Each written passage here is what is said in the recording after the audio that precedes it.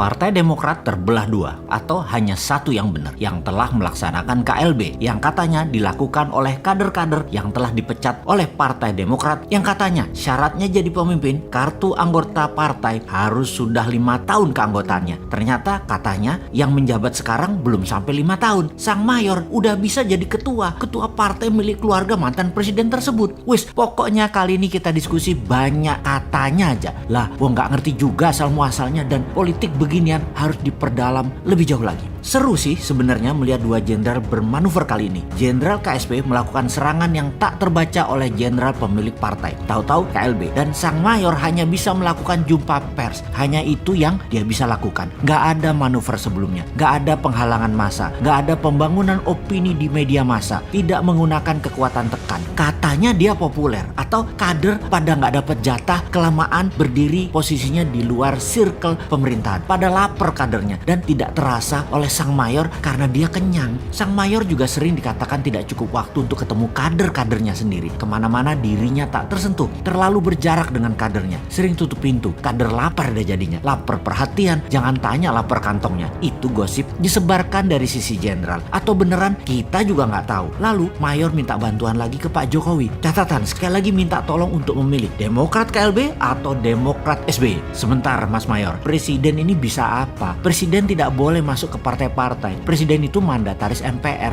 menjalankan pemerintahan, gak ngurusi partai. Kalau mau menang dalam berpolitik, kekuatannya adalah meritokrasi, prestasi, bangun peacock effect, bangun efek ekor merak. Ekor merak prestasimu mana Mayor? Misalnya apa kayak gitu? Gile, gue sampai bingung mendaftar prestasi meritokrasimu apa sih untuk rakyat selama ini. Oke, gini deh, walaupun Sontoloyo, Bosman ini berusaha keras sekali untuk membangun meritokrasi dirinya sendiri. Berat, sangat berat. Uang kampung soalnya, gak kayak kamu. Bapakmu presiden ke-6 Indonesia, asetmu akeh, asetmu banyak. Bosman coba bangun Mardigu Nation, cara cerdas bernegara versi generasi digital yang akan bersaing dengan old money. MMT, printing money, melawan hutang IMF dan FDI misalnya. Kemudian solusi ekonomi dengan TINA, di mana bunga deposito 0%. Lalu membangun bottom of pyramid, membangun para UKM. Banyak strategi new mind dalam bernegara untuk anak milenial dan Gen Zilenial. Dua generasi digital ini semuanya di Mardigu Nation ini dikatakan masih teori, tapi setidaknya kita punya platform bernegara. Calon pemimpin lain di tahun 2024 nggak punya, masih pada ikut old mind, bernegara pakai hutang, pakai asing membangun ekonomi. Dengan cara kayak gitu sulit berdaulat. Generasi new mind sudah lengkap strateginya kalau mengikuti Mardigu Nation. Lalu meritokrasi adalah membangun ekor meraknya. Bosman ini mana? Dinaran adalah tool ekonomi untuk Indonesia, yaitu rupiahnya punya underlying. Bersama Dinaran tidak ada inflasi di rupiah Anda secara personal dulu, lalu mengangkat ekonomi bottom of pyramid dengan urun dana UKM. Bosman punya Santara. Dua hal ini walau berat adalah bagian dari usaha meritokrasi strategi untuk terlihat berprestasi. Masalahnya Bosman gak punya cukup uang anggaran seperti para gubernur yang mau manggung dia pakai alat APBD, menari-nari menciptakan karya di wilayahnya untuk dijual. Ya sudah, kita pakai cara lain, yaitu swasta murni sekalian mempraktekkan SWF pribadi yang namanya Dinaran, kemudian Santara membangun UKM yang sudah nyata. Semua hanya untuk membuktikan Mardigu Nation bisa jalan beneran, bukan hanya wacana. Cara untuk menyeleksi funding di Santara bagaimana? Yang terbaik adalah dengan mengadakan seminar bisnis MMBC. Setiap angkatan ada sekitar 300-an peserta. Tiap bulan diadakan dan dari sanalah UKM AAA yang itu nilainya E dalam profit, E dalam manajemen, E dalam mengelola pasar dan produk. Mereka itu semua menjadi calon penerbit di Santara untuk listing di Santara. Target kami adalah menarget 10.000 UKM menjadi penerbit di Santara dalam 3 tahun ke depan